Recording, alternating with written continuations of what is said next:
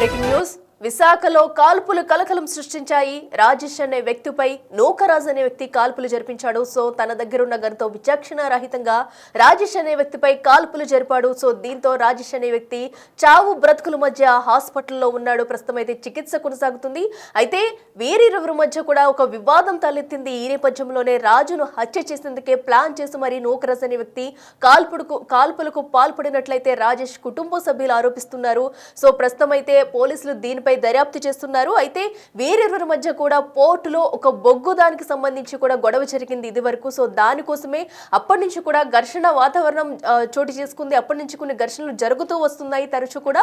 So ఈ నేపథ్యంలో ఇది వరకు కూడా రాజేష్ ని చంపేందుకు ప్రయత్నాలు చేశారు, కుట్రలు పన్నారంటూ కూడా కుటుంబ సభ్యులైతే చెప్పుకొస్తున్నారు.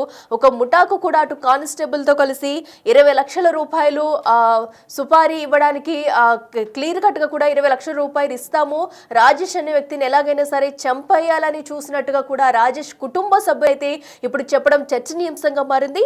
సో ఏదైతే ఇదివరకు జరిగిన అటు పోర్టులో బొగ్గు చోరీ విషయంలో కూడా ఇద్దరికి తరచూ గొడవ జరుగుతున్నట్టు తెలుస్తుంది. దీంతో రాజేష్ పై కాల్పులకు తెగబడ్డాడు నూకరాజు. ప్రస్తుతం అయితే రాజేష్ కు చికిత్స అందిస్తున్నారు.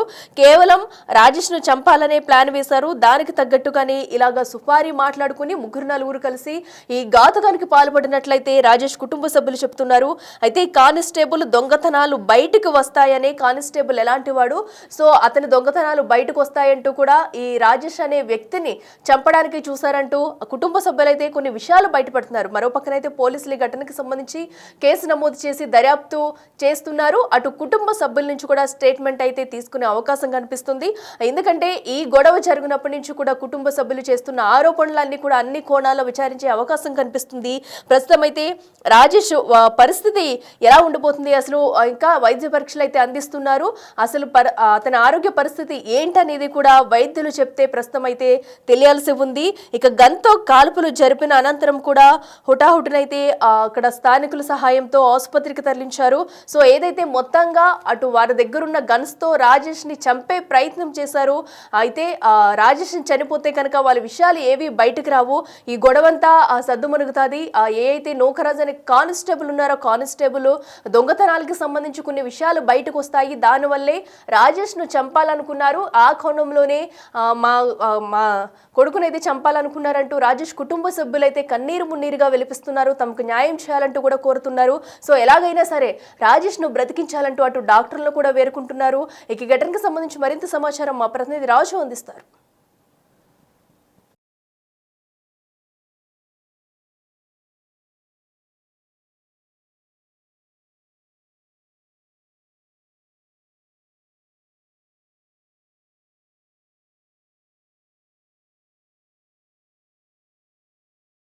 వన్ టౌన్లో జరిగిన నాటు తుపాకీ కాల్పుల్లో రాజేష్ అనే వ్యక్తి ప్రస్తుతం గాయపడి కేజీహెచ్లో చికిత్స పొందుతున్నాడు. అసలు ఈ గొడవ ఎలా జరిగింది, కాల్పులు జరగడానికి గల కారణం ఏంటి, ఎవరు కాల్పులు చేశారు, ప్రత్యక్షంగా అంటే కాల్పులు జరగడానికి 5 నిమిషాల ముందు అతని మేనల్లుడు ప్రస్తుతం మనతో సుల్తాన్ ఉన్నాడు, అతన్ని అడుగుదాం. అంటే ఏ టైంలో జరిగింది, అదిలా అంటే నువ్వు చూసే టైంకి అతని మీద కాల్పులు చేశారా, లేకపోతే నేను ఏమైనా అడిగారా మీ మామయ్య? పెళ్ళికి వెళ్ళేసి 11:30 12కి వస్తున్నాను.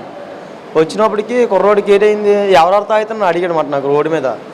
ఈలోకి వచ్చాను, దెబ్బడును గొట్టం కూడా అదే నోకరాజు ఇద్దరు తాగుతున్నారు అనగల, నేను తాగుతాను వాళ్ళతో పాటు, దెబ్బడు మనవాడే కదా నేను తాగుతానని చెప్పేసి వెళ్ళారు.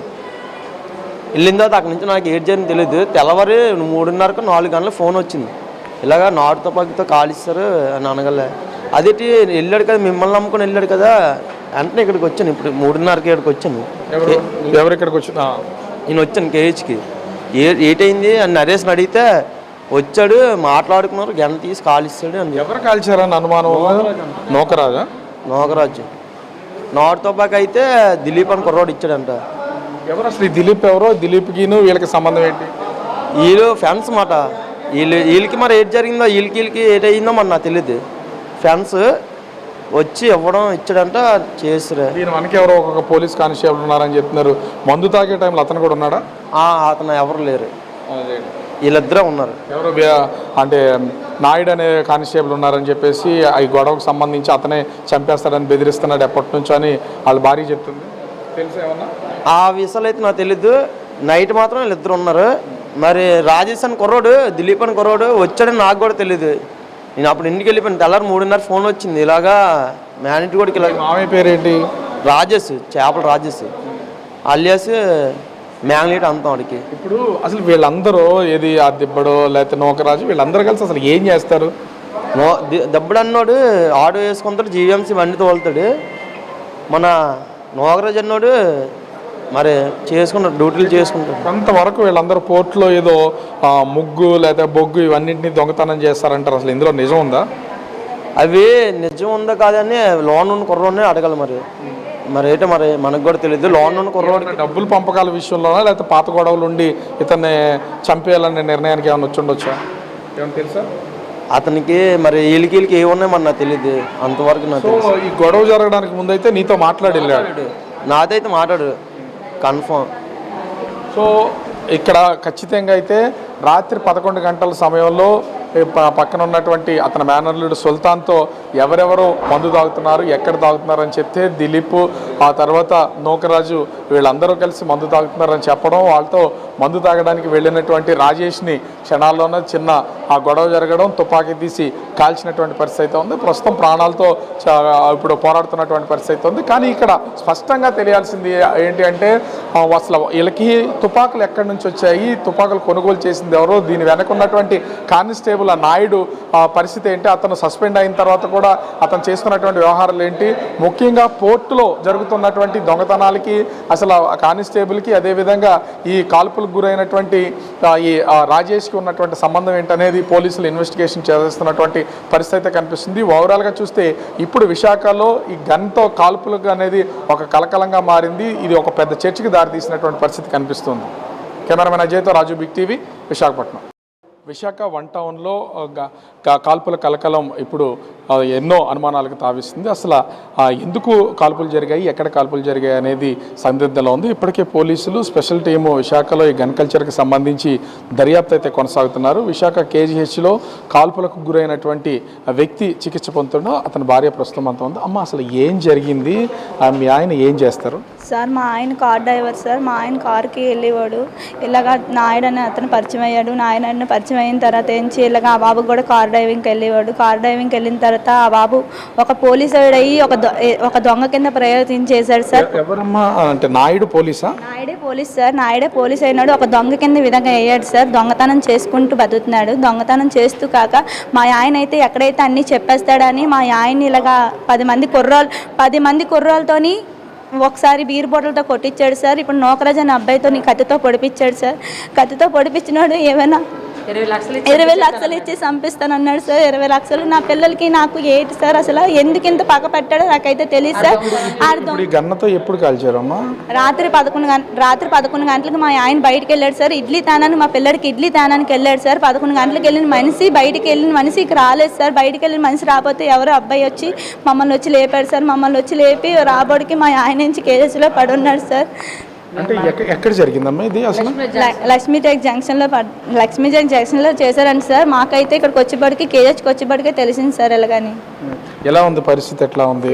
సీరియస్గా ఉంది సార్. చెప్పి సార్ డాక్టర్లు సంతకాలు అవి పెట్టించుకున్నారు. సంతకాలు అవి పెట్టించుకొని మేమైతే చెప్పలేము, ఇటు అటు కిడ్నీ అవన్నీ ఉంటాయి, వెనకతలకి వెళ్ళిపోయిందేమో, లోపలికి వెళ్ళిపోయింది బుల్లెట్ అని చెప్తున్నారు సార్. అంటే మీ ఆయనకి ఇతనికి ఎప్పటి నుంచి సంబంధం ఉందమ్మా, స్నేహం?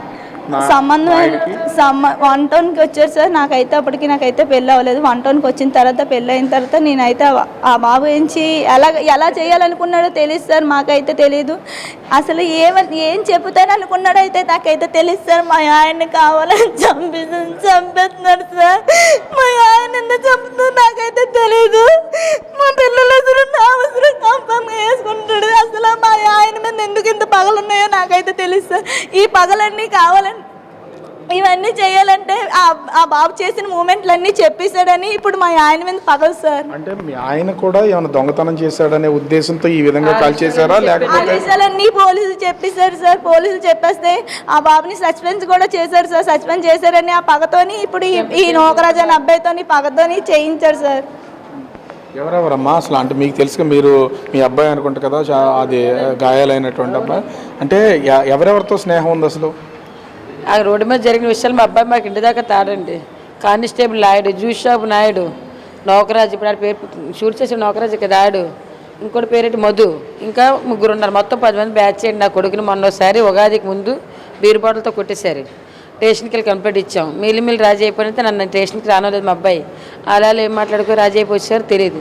రాత్రి టిఫిన్కి వెళ్ళిన పిల్లల్ని అడ్డుకొని షూట్ చేశారండి. అంటే చంపేస్తాడనే అనుమానాలు ఏమైనా ఉన్నాయా? అంటే ఏదో అంటున్నారు ఇందాక మీరు. వాళ్ళు చంపేస్తాను అంటున్నారు. కుర్రోళ్ళకి 20 లక్షలు ఇచ్చి మ్యాగ్నెట్ కూడా చంపేయని అన్నారంట.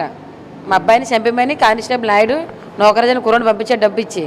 పేటలో ఉన్న కుర్రాడు మేము చంపి వేసేసాక ఆ కుర్రాలు అని ఇప్పుడు ఇందాక వచ్చి చెప్తే తెలిసింది. నాకు ఇంతవరకు తెలియదు. అలాగైతే నా కొడుకుని బయటకు వెళ్ళలేకపోదు. టిఫిన్ తానందుకు వెళ్ళాను. అలా ఇప్పుడు కాపలా కాస్తున్నారు. నాకు తెలియదు బాబు. షూట్ చేసి చెప్పాడు సరే కూడా మాకు తెలియదు. కేహెచ్కి వచ్చాక తెలిసింది ఇది జరిగింది. హాస్పిటల్లో జాయిన్ చేసిన తర్వాత మీకు చెప్పారా ఈ విషయం? వాళ్ళ ఫ్రెండ్స్ ఉంటారు కదా, మా మేనేజర్ మా రాజేష్ వాళ్ళ ఫ్రెండ్స్ మా ఇంటికి వచ్చి తెలుపు కొట్టి మీ అబ్బాయిని షూట్ చేసి పారేసారే, బేగ్ హాస్పిటల్ రా అంటే వాళ్ళ హాస్పిటల్ తీసుకొని జాయిన్ చేస్తారు. అప్పటికి నన్ను తీసుకొని వచ్చారు మా ఇద్దరిని. మీరేమన్నా మీ హస్బెండ్ని చూసారా ఇప్పుడు వరకు? అసలు ఏమైనా చూడలేదా? సార్ ఇందాక చూసాను సార్. ఇప్పుడైతే లోపలికి ఆపరేషన్ తీసుకెళ్ళిన తర్వాత ఇంకా ఏం తీసుకొని రాలేదు సార్. అసలు ఏం చెప్పలేదు కూడా. కాల్చిన ప్లేస్ లో గాయం అవడమేనా? ఒంటి మీద ఎక్కడన్నా గొడవ పడడం, కొట్లాడుకోవడం ఇట్లాంటివి ఏమైనా గాయాలు ఉన్నాయి? సార్ ఇక్కడే ఉంది సార్ కరెక్ట్గా. ముందు పేచీలు వేసుకున్నారండి. నా అబ్బాయి ఇంకో అబ్బాయి చూసినోడు ఉన్నాడు, నరేష్ అన్న అబ్బాయి ఉన్నాడు. పేచీలు వేసుకున్నారంట. ఆడేమో కత్తీసి అంటే ఇటు పొడిచడానికి, ఈడేమో బీర్ బాటిల్స్ ఎత్తుకొట్టాడండి మా ఓడు. ఆ తర్వాత ఆడికి సాకు తీసి ఇటు పొడిచిపోతే ఆ చేతిలో సాకు తీసుకొని ఇటు పరిగెట్టించాడు. మా చిన్నోడు పరిగెట్టించాడంట. అటు నుండి వచ్చిన తర్వాత ఈ ఇంటికి వెళ్ళోడికి మా చిన్నోడు ఫోన్ చేసి అప్పటికి బుల్లెట్ తెచ్చేసుకున్నాడంట. ఇంకో కుర్రోడో ఎవడో ఏడు నరేష్ అన్న అబ్బాయి పిలిస్తే తెలుస్తుంది. ఆ బుల్లెట్ రివాల్వర్ తెచ్చుకొని మా అబ్బాయికి ఫోన్ చేయాలి, నీ పిల్లం అలాగానే ఫోన్ చేసి రచ్చగొడితే ఎల్లోడు మళ్ళీ అనక్కొచ్చాడు. అనక్కొచ్చితే షూట్ చేసి పారేశారు. ఇది బాబు మనం చూడొచ్చు. అంటే ఇక్కడ వాళ్ళ భార్య తల్లి ఇద్దరు కూడా ప్రస్తుతం అయితే హాస్పిటల్ దగ్గర ఎలా ఉంది ఏంటనే చూస్తున్నారు. పోలీసులు కూడా స్పెషల్ టీమ్స్ని ఈ కేసుకి సంబంధించి ఎంగేజ్ చేసినటువంటిది అయితే ఉంది. ముఖ్యంగా కానిస్టేబుల్ నాయుడు అనే అంటే సస్పెండ్ అయినటువంటి కానిస్టేబుల్కి దీంట్లో సంబంధం ఉంది. అతను నౌకరాజు అనే వ్యక్తి ఇద్దరు కూడా కాల్పులు జరిపి హత్య చేయడానికి ప్రయత్నించారనేది కుటుంబ సభ్యులు ఆరోపిస్తున్నటువంటి నేపథ్యంలో 1 టౌన్ పరిధిలో జరిగినటువంటి ఈ కేసుకు సంబంధించి 1 టౌన్ పోలీసులతో పాటుగా ప్రస్తుతం ఈ కేసుని ఇన్వెస్టిగేట్ చేయడానికి ఔటర్ నుంచి కూడా వేరే స్టేషన్ నుంచి పోలీసులను అయితే ఎంగేజ్ చేసినటువంటిది అయితే ఉంది.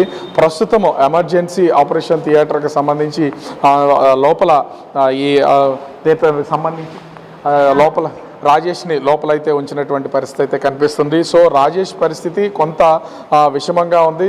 ఎందుకంటే బుల్లెట్స్ కడుపులో వెళ్ళాయి కాబట్టి మొత్తం అంతా కూడా కిడ్నీస్ అక్కడ ఉన్నటువంటి పార్ట్స్ అన్నీ కూడా ఇబ్బందిగా ఉందనేది వైద్యులు చెప్తున్నారు. ఎలా ఉంది ఏంటనేది తెలియదు. పోలీసులు అయితే ఇన్వెస్టిగేషన్ చేస్తూ మొత్తం కేసుకు సంబంధించినటువంటి వివరాలన్నింటినీ కూడా నమోదు చేస్తున్నటువంటి పరిస్థితి అయితే ఉంది. విశాఖకు సంబంధించి ముఖ్యంగా నాటు తుపాకీల కలకలం అనేది ఇప్పుడు చర్చనీయాంశంగా మారినటువంటిది అయితే ఉంది. విశాఖలో తుపాకుల కలకలం ఎప్పుడు ఉన్నటువంటి పరిస్థితి అయితే లేదు. కానీ కల్చర్ పెరుగుతున్నటువంటి కొద్దీ ఇప్పుడు తీవ్రమైనటువంటి చర్చ కొనసాగుతున్నటువంటిది అయితే ఉంది. విశాఖ సిపి శంఖపుత్ర బాగ్సీ కూడా నిరంతర పర్యవేక్షణ చేస్తున్నారు. కానీ ఒక చోట పనిచేస్తున్నటువంటి వాళ్ళకి అసలు ఈ నాటు తుపాకులు ఎక్కడి నుంచి వస్తున్నాయి, ఎక్కడ కొనుగోలు చేస్తున్నారు, ఈ రాష్ట్రంలోనేవైనా లేదా పక్కన ఎక్కడి నుంచి కొనుక్కొచ్చారా, అటు ఒరిస్సా ఇటు తెలంగాణ రాష్ట్రాల నుంచా ఇతర రాష్ట్రాల నుంచి నాటు తుపాకులను కొనుగోలు చేసుకొచ్చి ఈ విధంగా బెదిరింపులకు పాల్పడుతున్నారని తెలియాల్సినటువంటి ఒక గ్యాంగ్ని ఫామ్ చేసి ఒక మాజీ కానిస్టేబుల్ అంటే ఒక సస్పెండ్ అయినటువంటి కానిస్టేబుల్ ఈ వ్యవహారం అంతా నడుపుతున్నారని ఇప్పుడు రాజేష్ కుటుంబ సభ్యులు అయితే చెప్తున్నాడు. మరి అంటే ముఖ్యంగా సస్పెండ్ అయినటువంటి కానిస్టేబుల్ నాయుడు వ్యవహారం అనే దాని మీద కూడా ఇప్పుడు ఖచ్చితంగా పోలీసులు అయితే ఇన్వెస్టిగేషన్ చేయాలి. దీని వెనక ఎంతమంది ఉన్నారు, ఎవరున్నారు ఏంటనేది తెలియాల్సినటువంటి పరిస్థితి ఉంది. ఓవరాల్గా రాత్రి జరిగినటువంటి ఈ నాటు తుపాకీ కాల్పుల్లో రాజేష్ అనే వ్యక్తి అయితే ప్రస్తుతం ప్రాణాలతో పోరాడుతూ ఉన్నాడు. కుటుంబ సభ్యులు అతను సురక్షితంగా రావాలని కోరుకుంటున్నారు. పోలీసులు మరోపక్క ఈ కేసుకు సంబంధించి పూర్తి స్థాయిలో విచారణ అయితే చేస్తున్నటువంటి పరిస్థితి కనిపిస్తుంది. కెమెరామెన్ అజయ్తో రాజు, బిగ్ టీవీ, విశాఖపట్నం.